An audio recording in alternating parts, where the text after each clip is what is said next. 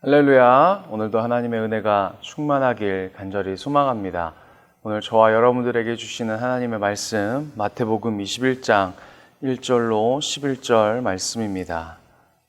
마태복음 21장 1절로 11절 말씀입니다. 봉독하도록 하겠습니다. 그들이 예루살렘에 가까이 가서 감람산 벳바게에 이르렀을 때에 예수께서 제자들을 보내시며 이르시되 너희는 맞은편 마을로 가라. 그리하면 곧 매인 나귀와 나귀 새끼가 함께 있는 것을 보리니 풀어 내게로 끌고 오라. 만일 누가 무슨 말을 하거든 주가 쓰시겠다 하라.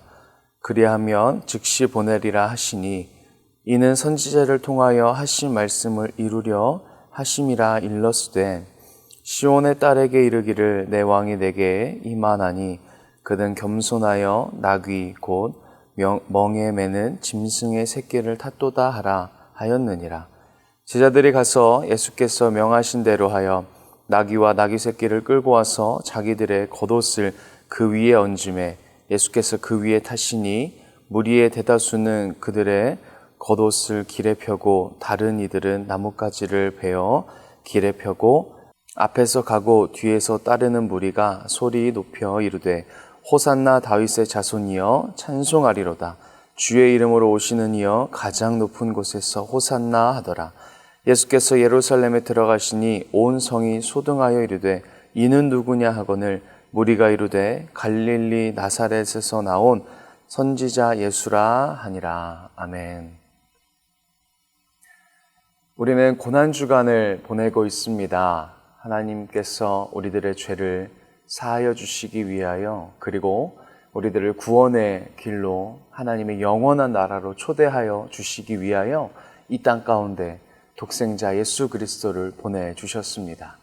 예수 그리스도를 보내주신 그 하나님의 은혜에 감사하고 또한 예수님의 그 고난과 순환을 기억하고 함께 동참하며 나의 죄로 예수님이 돌아가셨음을, 나의 죄로 십자가가 세워졌음을 묵상하고 하나님의 사랑을 더욱더 깊이 나아가는 시간입니다.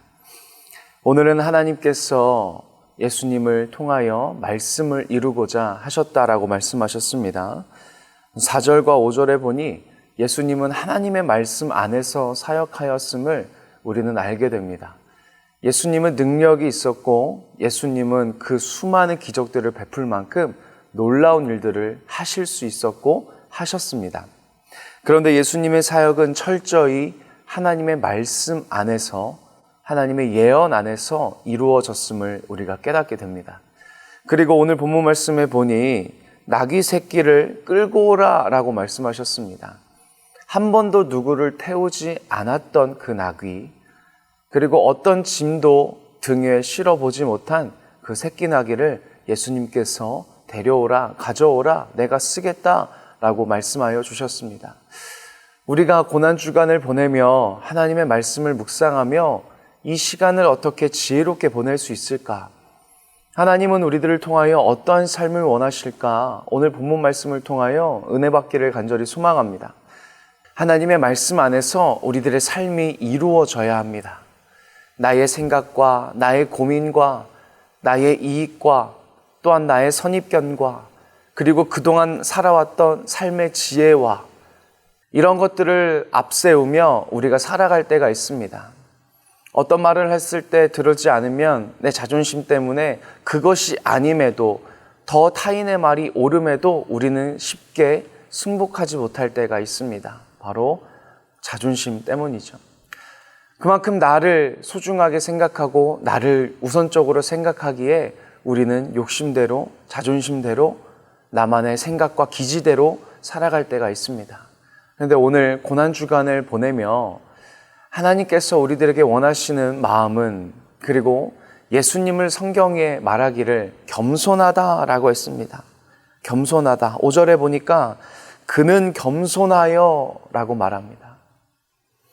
하나님을 기쁘시게 하는 것은 믿음이라고 했는데 믿음 없이는 하나님을 기쁘시게 하지 못한다고 그랬는데 믿는 사람의 첫 번째 특징은 무엇이냐? 겸손입니다.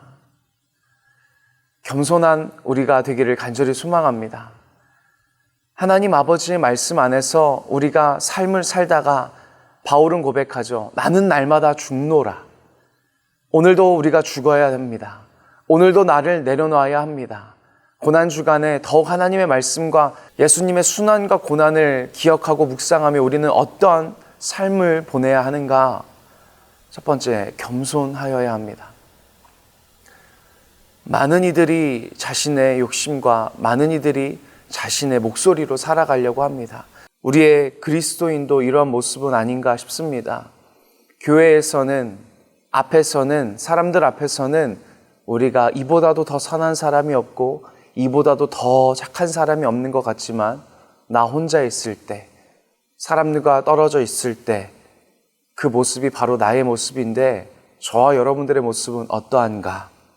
하나님 아버지께서 우리들에게 원하십니다. 겸손하여라. 겸손하라. 두 번째, 겸손하기 위해서는 우리가 어떻게 헤어져야 하는가? 바로 4절의 말씀, 하나님의 말씀 안에서 우리가 살아야 합니다. 하나님의 말씀 안에 거하시는 저와 여러분들이 되기를 간절히 소망합니다. 하나님의 말씀 안에 우리가 있을 때 겸손하게 됩니다. 왜요?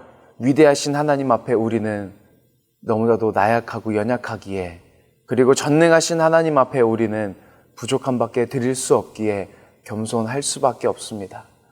사랑하는 우리 주원의 성도 여러분, 이 고난주간을 보내며 하나님 아버지 앞에 겸손의 무릎으로 오늘도 죽고 내일도 죽고 하나님이 원하시는 겸손하고 바른 삶으로 날마다 하나님의 기쁨이 되며 빛과 소금의 역할이 되기를 간절히 소망합니다. 하나님께서 오늘 우리들의 본문 말씀을 통하여 말씀하여 주십니다. 겸손하고 하나님의 말씀 안에 거하는 자가 하나님의 영광을 이룹니다. 멋있는 큰 말을 타고 가면 얼마나 폼나겠습니까? 얼마나 멋있겠습니까? 그런데 예수님은 그러지 않으셨습니다. 철저히 겸손하셨고 철저히 내려가셨습니다. 얼마나 그 모습이 웃겼을까요? 메시아라, 그리고 많은 사람들이 유대인의 왕이라, 이 사람이 정말로 우리를 구원할 자이라고 말하는 사람이 꼴을 보니 어린 나귀 새끼를 타고 엉기적 나귀 새끼는 지금 다리에 힘도 없습니다.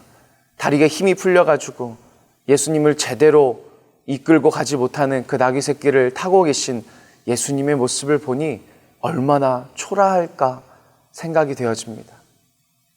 그런데 예수님의 그 발걸음은 초라하지 않았습니다. 예수님의 그 모습은 불쌍하지 않았습니다. 예수님의 그 행태는 나약하지 않았습니다. 하나님의 말씀을 이루러 가시는 그 발걸음, 하나님의 말씀을 이루려고 걸어가는 그 발걸음, 하나님의 말씀을 다 이루시기까지 헌신하셨던 그 모습, 그 뒷모습을 보면 하나님의 영광이고 하나님의 기쁨입니다. 저와 여러분들의 삶이, 저와 여러분들의 뒷모습이, 저와 여러분들의 향기가 하나님의 영광이길 간절히 소망합니다. 나의 모습은 내려놓고 나의 나된 것은 다 하나님의 은혜라고 입술로만 고백하는 것이 아니라 철저히 나의 삶에 나의 말과 나의 행동과 나의 모든 것들을 잠시 내려놓고 하나님 아버지 앞에 묵상하며, 하나님, 내가 어떻게 하여야 겸손할 수 있겠습니까? 내가 어떻게 하여야 하나님의 말씀대로 살아갈 수 있겠습니까? 하나님, 회개합니다. 도와주시옵소서 라고 회개하고 하나님께 간구하는 오늘 한 주간이 되기를 간절히 소망합니다. 오늘 우리들에게 본문의 말씀해 주십니다. 겸손하여야 한다. 겸손한 저와 여러분들의 삶이 되기를 간절히 소망합니다.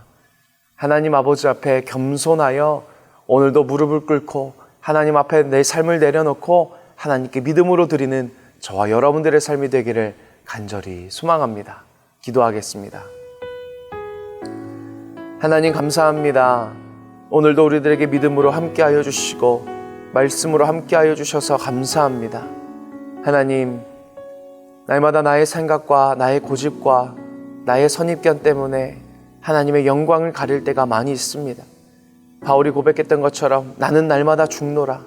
오늘 본문에 예수님이 보여주셨던 그 모습의 겸손함처럼 나의 삶에도 겸손하게 하여 주시고 우리들의 앞길 가운데 하나님의 영광을 걸어갈 수 있도록 세상 사람들이 손가락질하여도 십자가의 돌은 멸망하는 자에게는 미련한 십자가가 아니라 하나님 구원을 받은 우리에게는 하나님의 능력이 되게 도와주시고 날마다 살아갈 수 있도록 하나님의 믿음으로 살아갈 수 있도록 하나님의 말씀 안에서 살아갈 수 있도록 주님 붙잡아 주시옵소서. 감사합니다. 예수님의 이름으로 간절히 기도합니다. 아멘.